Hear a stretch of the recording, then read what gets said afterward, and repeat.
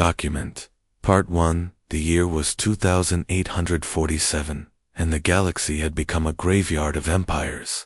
Once mighty civilizations lay in ruins, their stars dimmed by endless wars.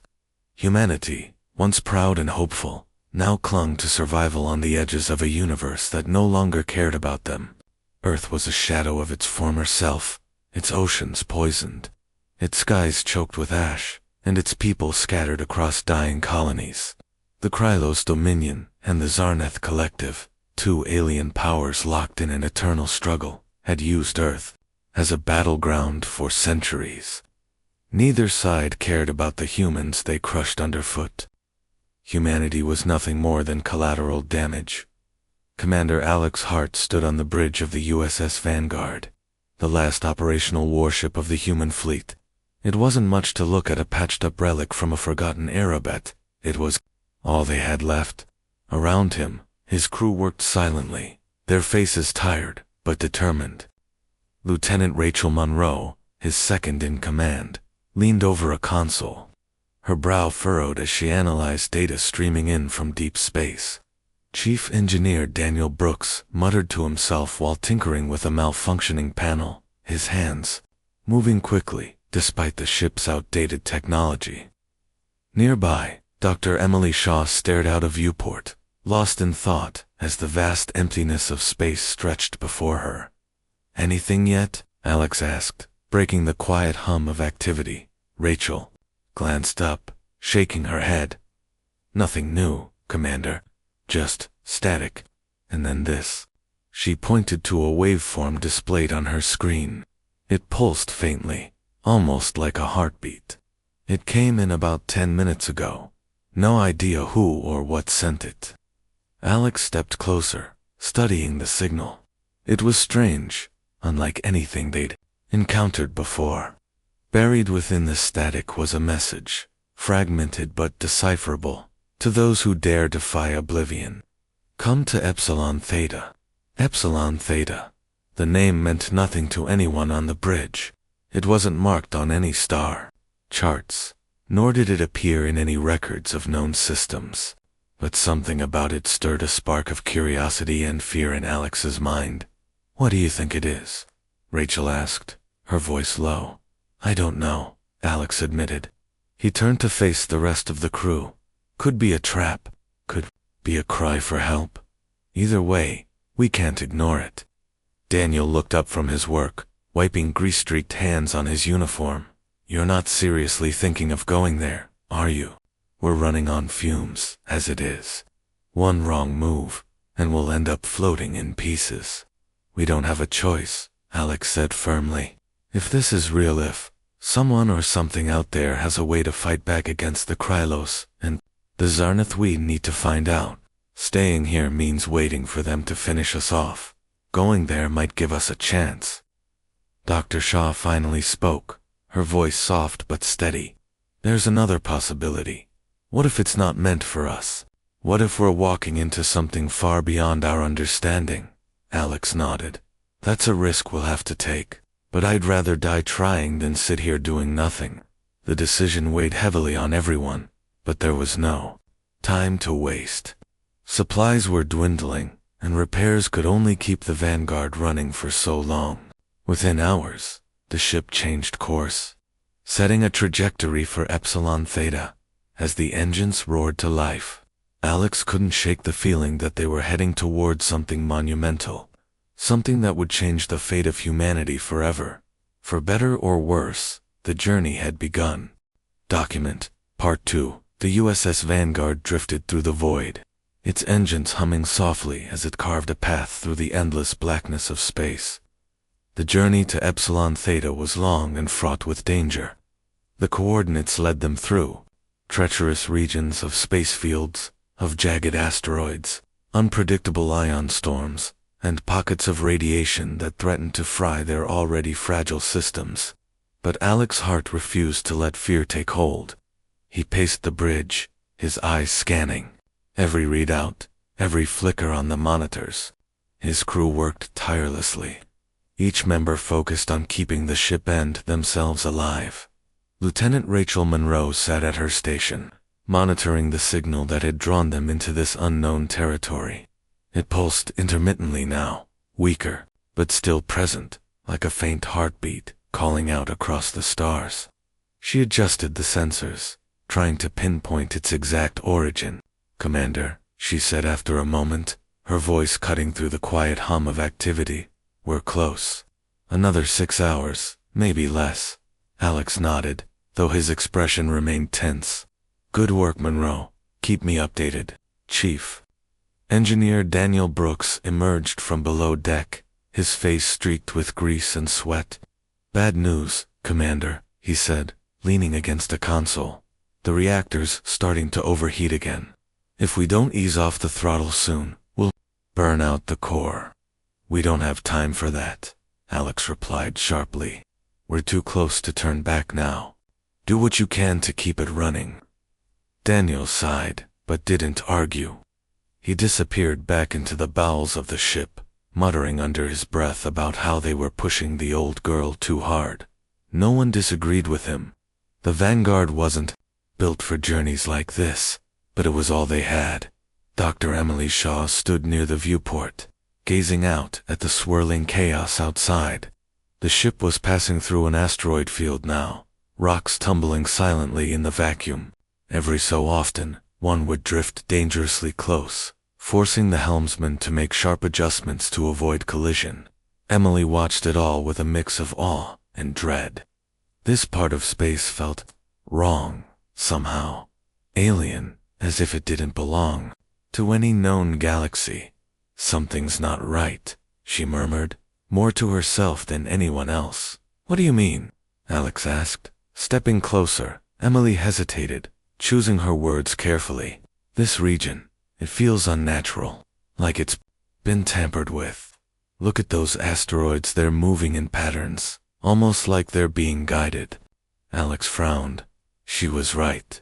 The rocks weren't behaving randomly.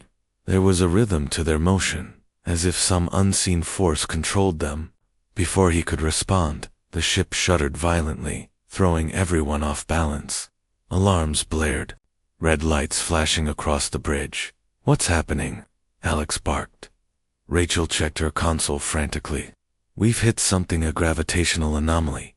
It's pulling us in. Get us out of here," Alex ordered. The helmsman worked furiously, hands flying over the controls, but the ship resisted.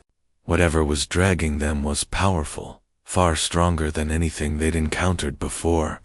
Then, suddenly, the pull stopped. The Vanguard lurched forward, free from the grip of the anomaly, and that's when they saw it. Floating in the distance was a massive structure, ancient and crumbling. It looked like a fragment of a Dyson sphere, its curved surface covered in glowing glyphs and strange machinery. Parts of it were scorched and broken, evidence of battles fought long ago. Yet, despite its decay, it radiated an aura of power, as if it still held secrets waiting to be uncovered. "That's where the signal's coming from," Rachel said, her voice tinged with wonder. Alex stared at the construct, his mind racing. What was it? Who or what had built it? And why had it called to them? "Prepare a landing party," he said finally. "We're going inside."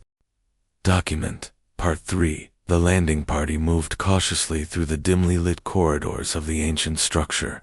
Alex Hart led the group, his pulse rifle ready in hand, while Lieutenant Rachel Monroe followed close behind, scanning their with a handheld scanner. Dr. Emily Shaw brought up the rear, her eyes wide with fascination as she studied the glowing glyphs etched into the walls. The air inside was cold and stale, carrying a faint metallic temps that made it hard to breathe without thinking about how long this place had been abandoned. "This place gives me the creeps," Daniel Brooks muttered, adjusting the strap of his toolkit. He wasn't part of the usual away team, but chief engineer or not, he'd insisted on coming along. "Feels like we're walking into a tomb." "Maybe we are," Emily said quietly, her voice echoing slightly in the narrow passage. She reached out to touch one of the glyphs, her fingers brushing against its smooth surface. It flared faintly under her touch, sending a ripple of light across the wall. "These symbols, they're unlike anything I've ever seen." They might predate even the first builders. The who? Daniel asked, raising an eyebrow. The first builders, Emily explained. A race thought to have created many of the advanced technologies found throughout the galaxy before disappearing. Some say they were wiped out by something catastrophic. Alex glanced back at her, his expression grim. Let's hope whatever wiped them out isn't still lurking around here. They pressed on, the corridor widening into a vast chamber, filled with towering machines. Most of them were inactive, their surfaces coated in layers of dust and grime, but some emitted faint hums, as if they were still alive, waiting for someone or something to awaken them. In the center of the room stood what looked like a pedestal, its top glowing faintly with a soft blue light. What do you think that is? Rachel asked, pointing at the pedestal. No idea, Alex replied, but let's find out. As they approached, Emily knelt beside the pedestal, examining it closely. Her fingers traced over intricate patterns carved into its base. It looks like some kind of interface. Maybe a control panel. Careful, Alex warned. We don't know what it does. Ignoring his caution, or perhaps too excited to calmly pressed her palm against the glowing surface. For a moment, nothing happened. Then, with a sudden burst of energy, the entire chamber sprang to life. The dormant machines roared too. Life, their lights flickering on one by one. Panels slid open, revealing rows of sharp, metallic limbs that twitched ominously. A low rumble filled the air as the ground beneath them vibrated. What did you do? Daniel shouted, backing away. I didn't mean to. Emily stammered, pulling her hand back. Before she could finish, one of the machines detached itself from the wall, its mechanical body unfolding like a predator, preparing to strike. Its single red eye glowed menacingly as it turned toward them. Move, Alex barked, firing his pulse rifle at the machine. The shot hit its mark, causing sparks to fly, but the machine barely faltered. It lunged forward, forcing the group to scatter. Rachel fired her weapon next, aiming for its joints. The second shot struck true, disabling one of its legs and sending it crashing to the floor. But more machines were waking up now, their red eyes scanning the room for targets. We need to get out of here, Alex yelled, grabbing Emily's arm and pulling her toward the exit. The team sprinted back the way they came, dodging blasts of energy as the machines gave chase. The corridor seemed longer than before, the walls closing in as panic set in. Just when it felt like they wouldn't make it, Alex spotted a doorway ahead, a heavy metal hatch sealed shut. Brooks, open it, he ordered. Daniel fumbled with the lock, his hands trembling as he worked. Behind them, the sound of grinding metal grew louder. Finally, the hatch creaked open, and they tumbled through, slamming it shut just as the machines reached them. Heavy impacts shook the door, but it held firm. Breathing heavily, Alex leaned against the wall, his mind racing. What the hell was that?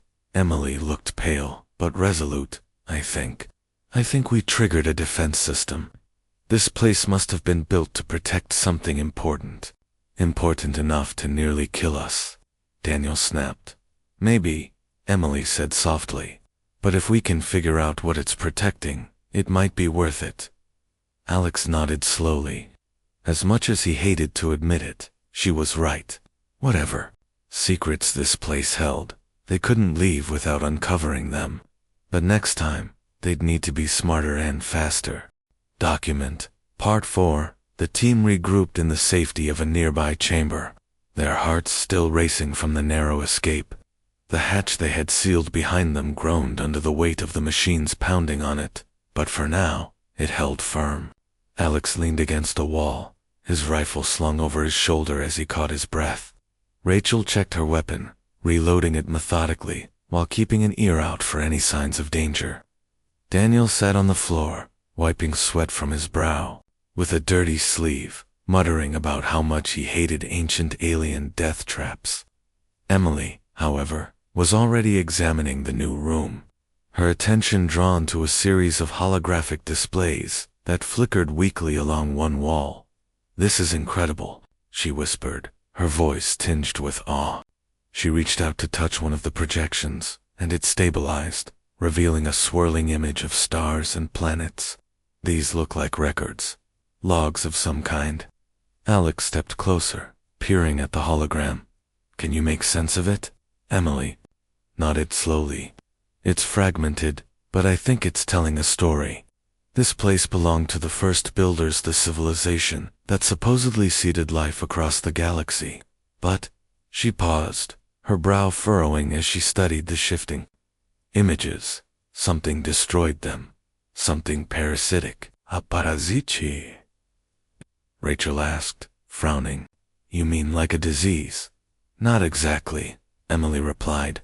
"This thing, it wasn't biological. It consumed entire worlds, feeding off their energy and resources until there was nothing left. Look," she pointed to a section of the hologram, where shadowy tendrils snaked across a planet's surface, devouring cities and forests alike. "Whatever this is, it wiped out the first builders completely." Daniel let out a low whistle. "So we're stuck in a tomb built by aliens who got eaten alive by space monsters. Great. Just great." Before anyone could respond, a loud clang echoed through the chamber. Everyone froze, their eyes darting toward the source of the noise. It came again, this time louder, more deliberate. Someone or something was trying to break through the hatch. "We need to move," Alex said firmly, gripping his rifle. "Now." They hurried deeper into the structure, following a narrow passageway that sloped downward. The air grew colder, and the walls became smoother, almost polished. Strange symbols glowed faintly beneath their feet, pulsing in rhythm with their footsteps. At the end of the corridor, they found themselves in another massive chamber, this one dominated by a towering pillar of light. Around it floated shards of crystalline material, each shard projecting fragments of data onto the walls. "This must be the archive," Emily murmured, her eyes wide. "Everything they knew, it's all here," as she moved closer to examine. The crystals, a low hum filled the room. The pillar of light brightened, and a voice deep, resonant, and otherworldly spoke. "Identify yourselves." Alex raised his rifle instinctively, scanning the room for the source of the sound. "Who's there?" "I am the Guardian," the voice replied. "Protector of the knowledge within. State your purpose." Rachel stepped forward cautiously. "We're explorers. We received a signal leading us here. We didn't mean to intrude." The hum intensified, and the light shifted colors, from blue to red, and back again. "Signal. No such transmission was authorized. Intrusion detected." "Wait," Emily interjected, raising her hands. "We're not here to harm anything. We just want answers. Your people, the first builders, they were wiped out by something. A parasite? Is it still out there?" The Guardian hesitated, its glow dimming slightly. "The Devourer lives. It spreads unchecked, consuming all in its path. You are too late." Alex exchanged a glance with Rachel. "What do you mean, too late?" "The Devourer has returned," the Guardian said. Its tone was grim, almost mournful. "It grows stronger with every world it consumes. Soon, it will breach this sector of the galaxy. When it does, nothing will stop it." A heavy silence fell over the group. Finally, Alex spoke. "Is there any way to fight it? Any weapon, any defense?" The Guardian's light pulsed once, then steadied. "There is one hope. Deep within the construct lies a relic, a weapon forged by the first builders to combat the Devourer. But beware, many have sought it, and none have returned." Daniel groaned. "Of course. Because why wouldn't we walk straight into another death trap?" Ignoring him, Alex turned to the others. "We don't have a choice. If this thing is as bad as it sounds, and if it's heading our way, we need that weapon." Rachel nodded reluctantly. "He's right. Sitting around won't save us." Emily looked uneasy, but determined. "Let's find it then, before it's too late." With no time to waste, the team pressed on, guided by the Guardian's faint instructions. As they descended further into the construct, the air grew heavier, charged with an unsettling energy. Each step felt like they were walking closer to their doom, but also, perhaps, to salvation. Document, Part 5. The journey deeper into the construct was a test of endurance. The air grew colder, and the faint hum of energy in the walls seemed to seep into their bones. Alex led the way, his rifle at the ready, while Rachel kept her scanner active, searching for any signs of danger. Emily followed closely behind, her eyes scanning the glowing symbols etched into the walls, trying to decipher their meaning. Daniel brought up the rear, grumbling under his breath about how every step felt like it might lead to another ambush. "This place feels alive," Rachel said softly, breaking the tense silence, "like it's watching us." "It probably is," Daniel muttered. That Guardian thing didn't exactly roll out the welcome mat. Alex shot him a look, but didn't argue. He couldn't shake the feeling that they were being led somewhere, not just by the Guardian's vague directions, but by the construct itself. The corridors shifted subtly as they moved, walls rearranging or doors appearing where none had been before. It was as if the structure was guiding them, more testing them. Finally, they reached what looked like a dead end. A massive door loomed ahead, its surface covered in intricate carvings that pulsed faintly with light. In the center was a circular panel, glowing with the same blue hue as the pedestal they'd encountered earlier. "This must be it," Alex said, stepping forward. "The weapon." Emily hesitated, her gaze fixed on the door. "It's not going to open easily. Look at those patterns there, some kind of lock." "Great," Daniel groaned. "Another puzzle to solve while killer robots chase us down." "We don't have time for this," Alex said firmly. "Shaw, can you figure it out?" Emily nodded, though her hands trembled slightly as she approached the panel. She studied the symbols carefully, her mind racing. "These aren't random, they're instructions. Like steps in a sequence." "Then start solving," Alex urged. As Emily worked, the others stood guard, their weapons drawn. Rachel kept glancing over her shoulder, half expecting the machines from earlier to burst through the walls at any moment. Daniel leaned against the wall, muttering about how much he hated ancient alien tech. Alex paced back and forth, his jaw clenched tight. After several tense minutes, Emily let out a small gasp. "I think I've got it." She pressed her fingers to the panel, tracing the symbols in a specific order. The door rumbled loudly, then began to slide open, revealing a cavernous chamber beyond. Inside, suspended in midair, was a sleek, metallic object shaped like a spear. Its surface shimmered with an iridescent glow, and waves of energy radiated outward, making the air around it crackle. At first glance, it looked delicate, but something about it radiated immense power. "That's it?" Daniel asked, raising an eyebrow. "Looks more like a fancy paperweight than a weapon." "Don't touch it," Alex warned sharply. "We don't know what it does." Before anyone could move closer, a voice echoed through the chamber the Guardian again. "You have reached the relic of eternity. Use it wisely, for it is both a gift and a curse." "A curse," Rachel echoed, frowning. "What does that mean?" The Guardian didn't answer. Instead, the room began to tremble, and panels along the walls slid open, revealing rows of dormant machines, similar to the ones they'd encountered before. "Oh no," Daniel groaned. "Not again." "Get ready," Alex barked, raising his rifle. But before the machines could activate, Emily stepped forward, her eyes locked on the spear. "Wait, there's something else here." She pointed to a pedestal near the base of the platform holding the weapon. On it rested a crystal shard, glowing faintly. This must be part of the activation process. As she reached for the shard, the ground shook violently. One of the machines came to life, its red eye locking onto the group.